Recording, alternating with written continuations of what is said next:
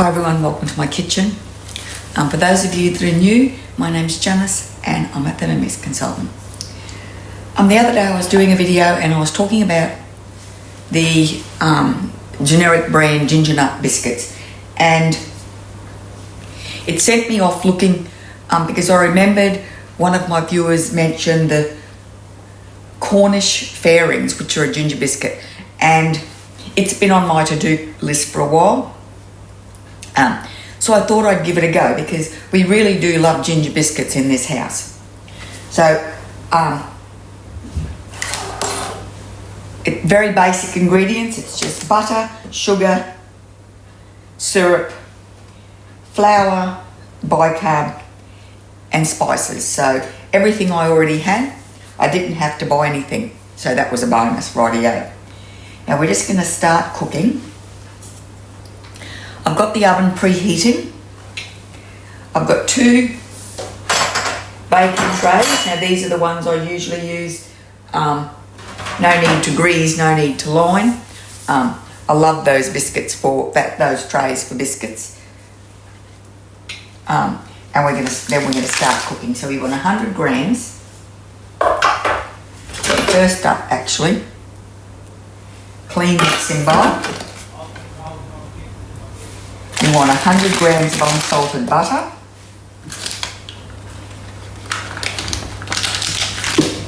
So this is just your melt and mix type recipe, where you melt your wet ingredients and then mix in the dry ingredients. Super quick and easy.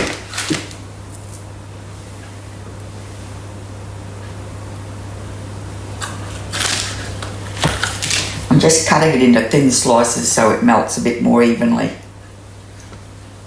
Okay.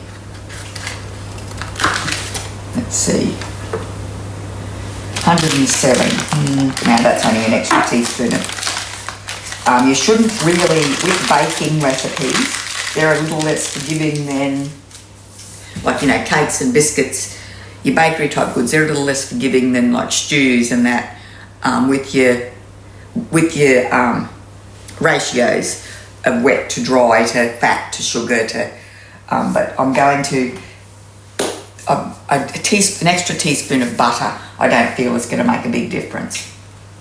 100 grams of golden caster sugar. Now I've looked up what this is a few times, but I can never remember. We're just going to use regular old caster sugar that I've made from white sugar in my Thermomix. And we want 100 grams.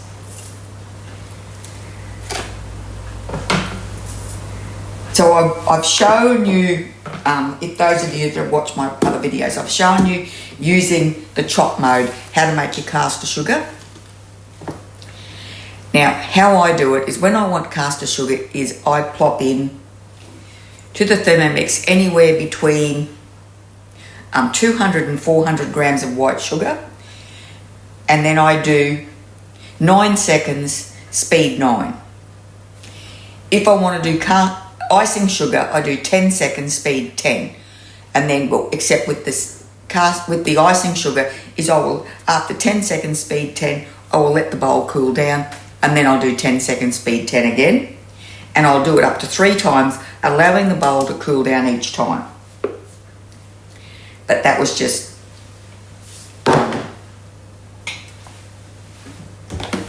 a little extra information.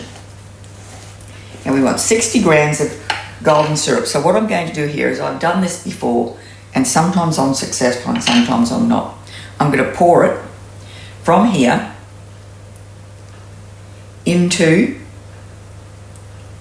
I'm going to see if I can get it to stop at 60. So that's 45, another 15. 58, 59, 60. Very good. Good job. Now I don't really want to put that back in there, it's got butter on it. Rightio, I'll wipe that down. 60 grams. Now we're going to put the lid on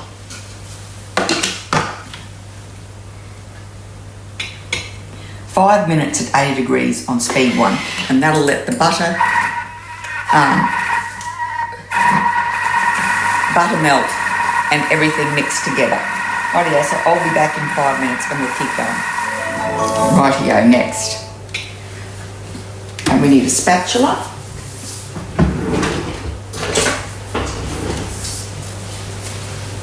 I'm going to scrape down the sides of the bowl and around the blade with the spatula.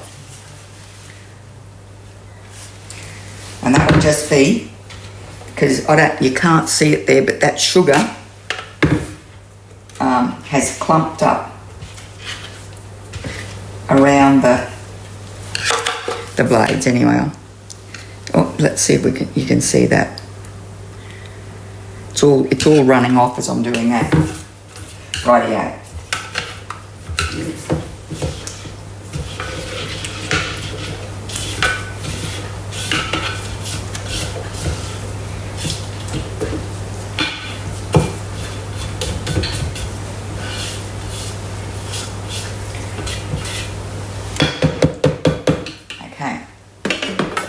Beautiful. Now we want 175 grams of soft resin flour. Now the other good thing about this is it makes a small batch. I'm not sure how many it said, but it's like, I don't know, less than 2 dozen biscuits it makes. So obviously you can double the batch if you want to make it bigger. But sometimes you only want a few. Right here. And now we've got, our spices are ginger. So we've got a teaspoon of ginger.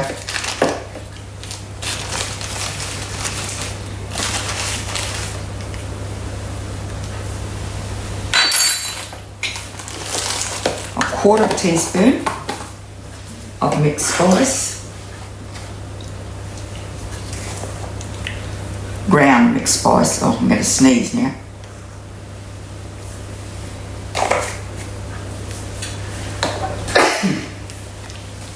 Okay. 1/4 teaspoon of ground cinnamon, and a 1/4 teaspoon of bicarb.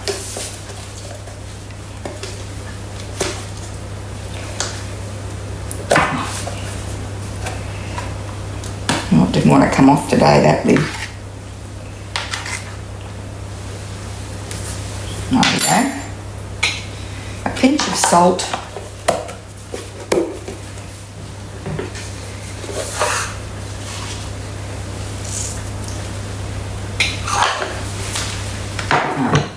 Put the lid back on. And we're going to mix it for 2 minutes on speed 2. And I will be back. Nearly done.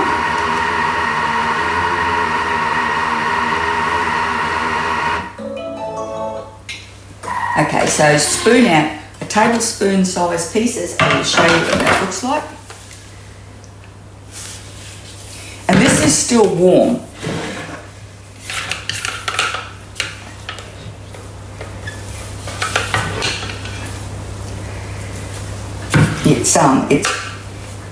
It's a nice soft dough.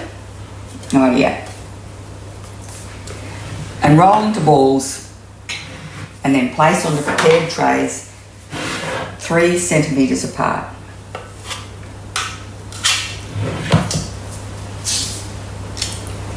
So this is my usual method of making biscuit balls.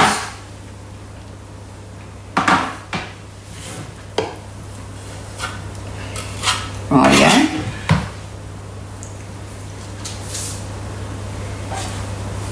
And I'm not going to roll them into balls. I find just scooping them out with this is good enough. So if this time I'm wrong, then I guess I'll have to put this on the exception list, but as a general rule, I find that as long as you scoop them out, you know, as long as you make sure the scoop's full, you know, push it in and firm it up, then that's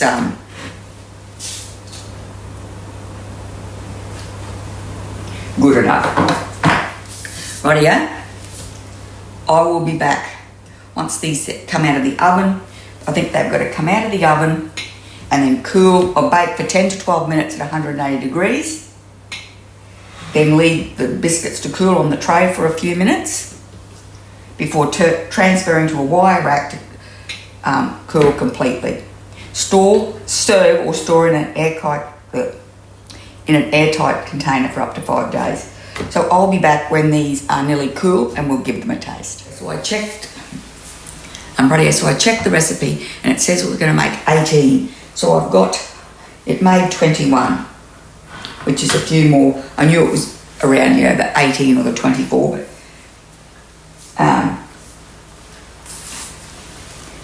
these are quite cool now. So I've been smelling these and I've been looking forward to tasting this so much.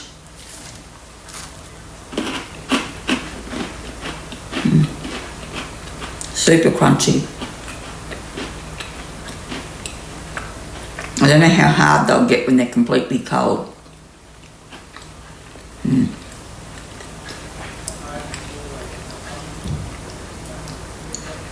They are delicious. I so want to take another bite, but you really don't want to watch me chewing and eating a whole biscuit. Righto? Thumbs up. I don't know, spot on. New favourite. They are delicious. Rightio, anyway, I hope you enjoyed the video. If you did, could you please give it a thumbs up, pop over to my channel and subscribe.